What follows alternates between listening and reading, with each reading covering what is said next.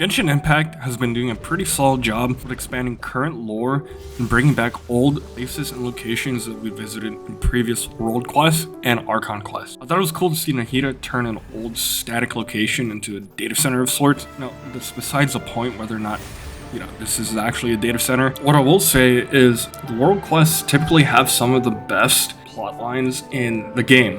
Now, that's not to say that they're perfect because they have a lot of problems. One of them being that they're very lengthy and oftentimes the dialogue bloat is quite absurd. I'm looking at you, Aranara questline. Now, if they were voiced, that would be a different story. And obviously, in the most recent World Quest that we got with the moon, thankfully it was voiced because, let's be honest, the Temple of Space World Quest was not voiced, which is kind of crazy considering the importance of said World Quest. Now, if it wasn't obvious, I think I have a bias of sorts. I certainly like the Narzissenkreuz World Quest. That's one of my favorite World Quests in the game. In fact, I'd argue it's one of the best ones in the game. Now, the issue with the Narzissenkreuz World Quest is that it's not mandatory for you to play through it in order to get through Sandrone's story. I played it last year, so I can't say what the new player experience is, but I know Sandrone has attracted quite a few new players to the game. She's quite the sassy robot.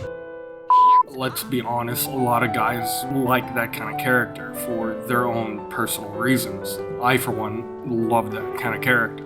This is not a video to critique how Genshin executes their World Quest or how Sandrone's World Quest was executed in the first place. I understand some of her stuff is locked behind owning the character itself. That is not the purpose of this video. And also, this is not to critique her design changes.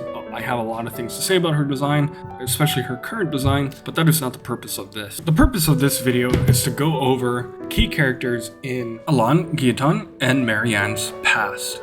Another thing I'm not going to cover in this video are the real-world mythological inspirations for the Narzissenkreuz Ordo. There's quite a bit to unpack there, and it digs into a lot of subjects that I'm not too familiar with in the first place. There's quite a few YouTubers that already cover some of the real-world inspirations for the Narzissenkreuz, and quite frankly, I just don't see it as appropriate for me to try to rehash subjects that are, well, one, already established and pretty well known. To me, that's just kind of lazy. There are better YouTubers for that. The purpose of this video is to just go over the facts of what we have in-game and give a relatively comprehensive and condensed guide on what Sandrone is and her origins, because I think it's one of the most interesting origins in the game. We have to go over the Narzissenkreuz Institute first. So go back 500 years. This is pre-Cataclysm. The Narzissenkreuz Institute was an orphanage run by Fontaine. Children would go there if their parents died during conflict or they were in prison. If you take a look at this photo, you'll see a few familiar faces, and if you've played through the questline, you're probably going to recognize quite a few already. The children in the front are Alan, Mary-Ann, Renee, and Jacob. The lady in the center is Vice Director Basil Elton, and the Oceanid in the background is Director Lyris. There are two characters that we get introduced to in the Narzissenkreuz questline. That is Mary-Ann and Anne.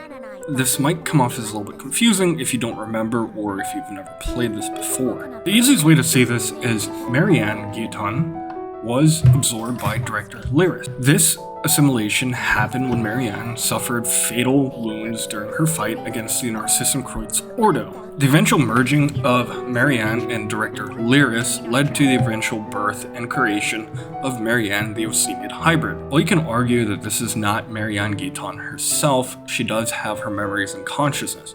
However, she is a blend of Mary-Ann Guillotin and Director Lyris's memories. Now, in the Narzissenkreuz World Quest, we do come across the Anapausius. There's a striking resemblance between Anapausius and Mary-Ann Guillotin's home. Anapausius was created from Mary-Ann the Oceanid hybrid and her memories. Now, because of this, Mary-Ann the Oceanid hybrid did incidentally conjure up An, Oceanid, that we see early in the Narzissenkreuz World Quest. An is just an Oceanid, but she does contain the memories of Mary-Ann Guillotin and Director Lyris. Now, I understand there's quite a bit to unpack there, so I decided to make this relatively easy to follow chart. I did make a Reddit post about 7 months ago. put a link in the description below.